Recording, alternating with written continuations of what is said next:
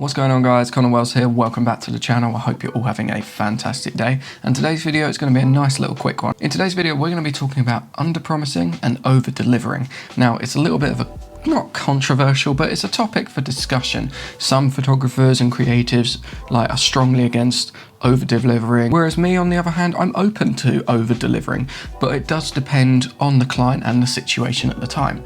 So we're going to be talking about 3 ways you can under-promise and over-deliver without also sort of overworking yourself and burning out as well, and also not selling yourself short as well. That was a hard sentence to say, but selling yourself short is a key factor to the under-promising and over-delivering kind of thing. So before I get into these tips, I'll give it some context about why I under-promise and over-deliver. Now, it's not necessarily under-promising, it's basically delivering what the client is expecting of me. So if somebody books a photo shoot with me, they pay £50 or $50, they're getting 1 hour photo session, they're getting 20 high resolution, fully edited photos and 1 outfit as well and 1 location. So that's my cheapest photography package here. I list all my prices over on my website, connorwells.com, and that's all there for my clients to see. It alleviates any back and forth about prices. I can literally just send them that link and boom. So they know what they're paying for. So it's not necessarily under promising because I am going to be delivering what they've paid for. But the reason I over deliver on some clients, not all of my clients, but some clients, is one, I may really want to work with that client again. The shoot may have been a really good experience. You know, we vibed, we gelled, we built a good rapport, and they're a client I feel I could work with in the future, so I may over deliver to them. Say for example, if I've taken a booking for a client and they want, for example, 3 Instagram reels and some photos, I may deliver them those 20 photos and 3 Instagram reels, but I also may add a few extra photos and then maybe 1 more Instagram reel. You know, it sort of sweetens the palate and they're going to think, I like this guy, let's work with him again. But it does also depend on who the client is as well. If the client is somebody I've worked with for a long time, or they're a close friend of mine and they've booked and paid for a shoot with me, I rarely do free shoots. So if I do a free shoot, if I do carry out a free photo session, it would be because it is beneficial to me and I need something for my portfolio, or I just, want to test out a piece of gear that I've not used on an actual paid shoot. So I may offer a free shoot. But it really does depend on who the person is when it comes to my over-delivering offers. So let's get into tip number 1 of 3 ways that I over-deliver. Now, we have sort of covered it in the first bit, but extra photos. For example, if somebody has paid for a photo shoot with me, whether it be my photo session package 1, which you get 20 photos, or package 2, where you get 40 photos, depending on who that client is, I may give them extra photos. You know, if I've promised them 40 photos, I may deliver them 50. It's just a nice gesture, and like I said, it does depend on who the client is, who the company is, and if I want to sort of work with them again. Now, you have obviously got to know your worth. You've obviously got to keep that in mind. So if somebody's booked a photo session with you and they're paying for 20 photos, don't go and give them 40 or don't go and give them 100 photos, because think about it, that's like 3 other photo sessions you're giving away. So if you're going to give away photos, don't give an entire gallery away.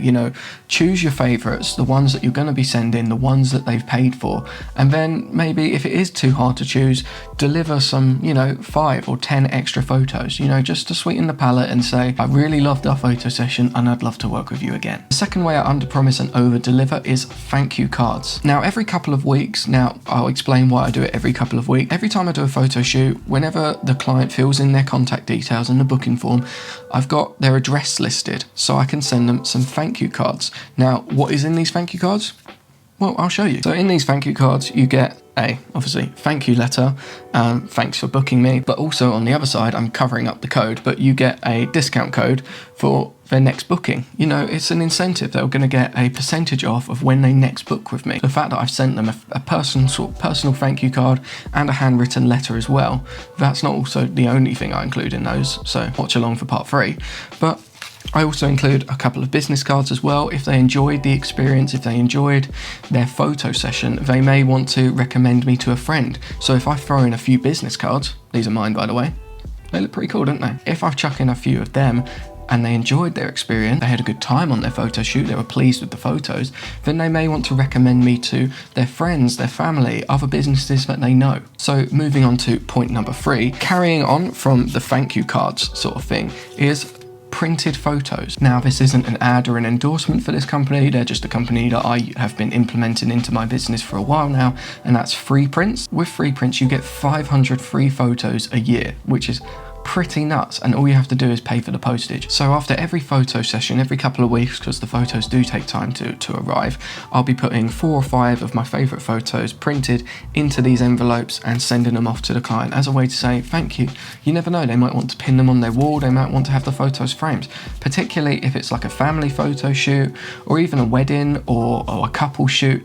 Those photos are going to have some sentimental value to them, so it's always a nice idea to chuck in a few prints. It isn't costing me much. I print them in batches, so it's only like £2 for delivery, so a couple of dollars really. That's not really much compared to what they pay for my shoes. So it's just a nice little extra thing to add in and make your client feel that extra bit special. But to do a short little recap of this video, the way that I underpromise and overdeliver in my business without sort of selling myself short is extra photos, but not too many, because if you give away too many, you're basically giving away an extra photo session. Number 2 is thank you cards with a discount code, so when they next book, they've got a percentage off their booking and they're going to be more inclined to book with me again because I've made them feel good. And number 3 is a few printed photos in the thank you card envelope so they can look back and physically hold the photos from the photo session that they booked with me, which they loved and enjoyed. Thank you so much for watching this video. I'd love to know your thoughts on underpromising and over-delivering in the comments below.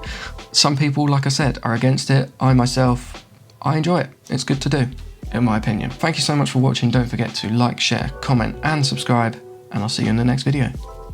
Peace.